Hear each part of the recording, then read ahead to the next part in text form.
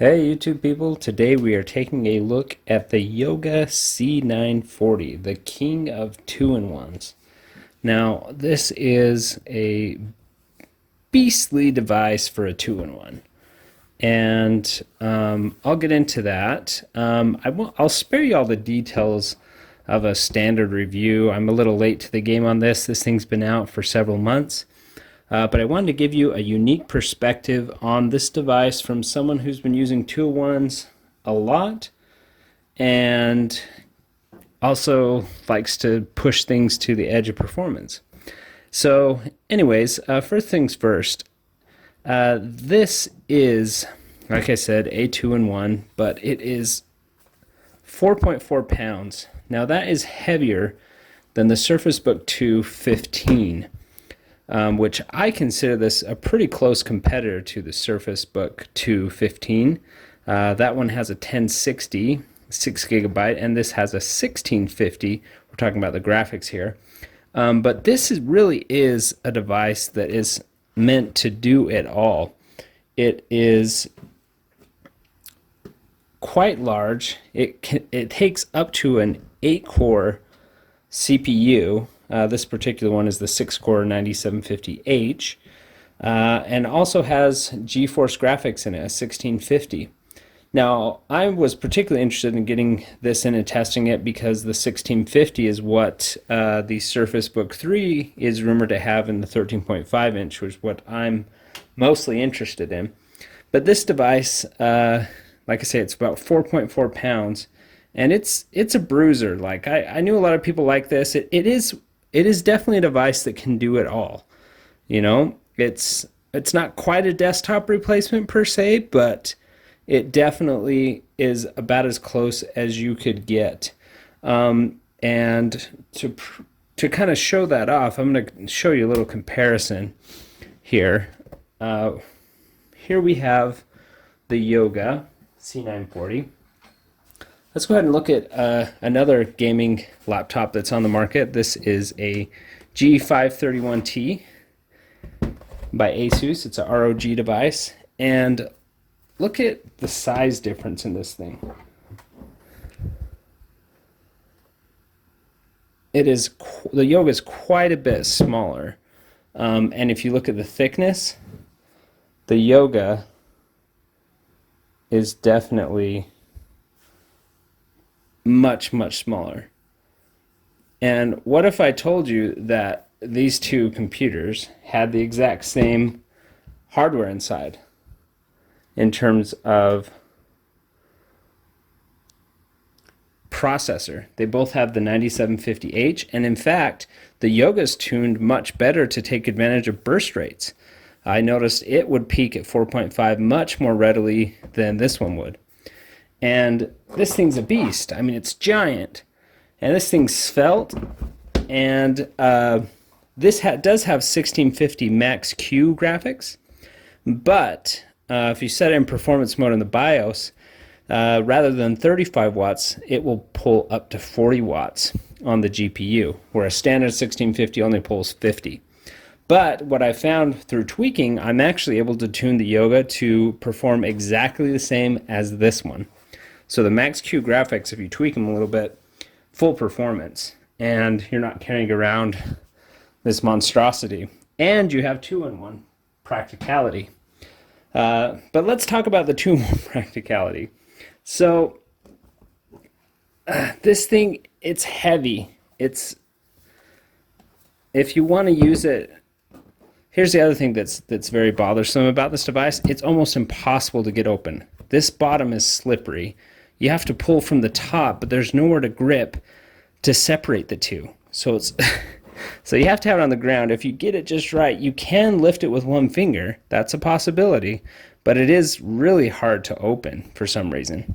I find myself fiddling with it quite a bit. So if we flip it over, you're now using it in tablet mode here, and it's heavy and it's big, and you can't, if you want to use it, you're going to have to cradle it in one hand and write with the other hand.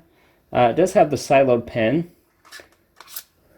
which is nice, but I actually prefer the magnetized Surface Pen with the proper thickness for a pen. So there's that. But and here's the other thing. It's just unwieldy. It's so big. So something like the Surface Book, while the Surface Book is a large device, the top pops off when you're using tablet mode, which makes it super easy to use. So in that regard, if you are buying this thing as a 2-in-1, just know that there are some compromises.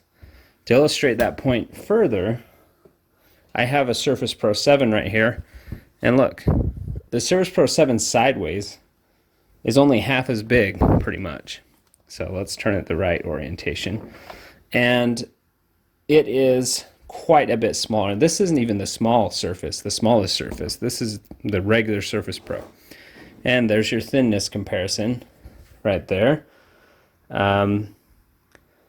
So a proper 2-in-1 definitely is much lighter and much easier to work with. So, I mean, this, you just flip it around, bada bing, bada boom, you're going. It's really easy to just chuck around and manipulate, where this, it's really quite difficult. Now, I come from, back when we had like the TM-T2Z, HP, Windows tablet PC, and those things were even bigger bruisers than this. I mean, they were ginormous. So I still would prefer a 2-in-1, even if it was this size. If that's what you need, then that's what you need. The nice thing about this device is it can do pretty much everything. I did a video. See, look, I can't even get this to open. It's frustrating to open this thing. So definitely loses points there. So anyways, I did a previous video, which I'll link right here, where I actually tuned this device out and showed how you could get 20% better performance and use 30% less power. And it really tuned up the device. It made it very power efficient, and you can get some great gaming performance out of it. It even supports virtual VR applications. And that is one of the other nice things about this book, of this Yoga, is that it has almost no compromises. You've got 2 Thunderbolt ports. You've got a single USB-A on that side, and Thunderbolt's not something you can get in a Surface right now. So that's definitely a plus for the Yoga. It can do pretty much whatever you want. You can get it with 8 cores and do some really heavy productivity workloads. So I really like this device. It looks good. It's streamlined. The metal finish is actually quite smooth and pleasant. And you even get a 10 key on this side. So, I mean, it really is such a no compromise device. It does pretty much anything, but it does suffer from the fact that it is quite large. And maybe that's your thing. If you're coming from a 15 or 17-inch notebook and you wanted to slim down, this is definitely a way to do it. But don't buy this as a primary 2-in-1 device. It's not a Surface Pro 7 by any means of the imagination. So other things that I liked about this is it does have, if we flip around to the back, it has these rubber pads which are quite high, which is desirable. Definitely desirable, because it lifts it off the ground and lets the fans on the underside actually do something. So that's very nice. But here's the other problem I have with it as a 2-in-1. I'm going to show you again. So here's my problem. If I open this up into tablet mode and I'm using it as a tablet, if you want to set this thing down, look at the backside.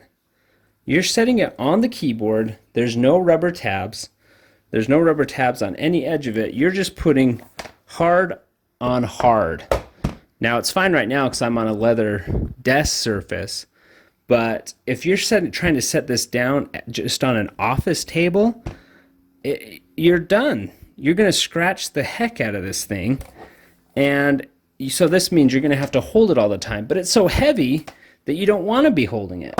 So I think if they would have at least put some rubber bumpers on the back side, it would have been a lot better. So other things of note on this device, it does take advantage of, at least this is the Best Buy version of it. I don't know if they all come this way, but I would imagine they do. They come with an Intel Optane SSD, which at face value, it's not much different than any other SSD, but that Optane really makes that I/O kind of fly. And I've noticed when installing applications, this machine moves really quickly. So that is definitely a plus. When I first booted this thing up, I noticed, I could tell, hey, this has got something in it. And then I looked and I saw, oh, it's got the Optane cache available on this machine, which is a really nice touch. It seems like they have put a lot of love into this device. It has a few flaws, but it has a great HDR screen, great speakers, one of the best speakers I've ever heard. And the keyboard, while it's not a ThinkPad, but pretty close. It doesn't have as much travel as I'd like, doesn't have as much durability as I like. Of course, there's not the pen nub, which I love. So if they would have sold this in a black version with the nub, I totally would do it. So really, after looking all the pitfalls of this machine, who is it for? I would say it's for someone who really likes a nice looking, fast device that likes being able to have a lot of graphical performance on the go, and occasionally uses a pen for note taking, but very rarely, because this is not, you wouldn't want to be in a 10-hour meeting trying to take notes on this thing. But if you're someone who wants basically a device that can do absolutely everything, this is it. And it's pretty impressive that they've put all this together into one tight package. And while it's probably not going to be my daily driver, it definitely could serve that purpose for many, many people. So anyways, hope you've enjoyed my take on the Yoga C940 15-inch, and we'll see you next time.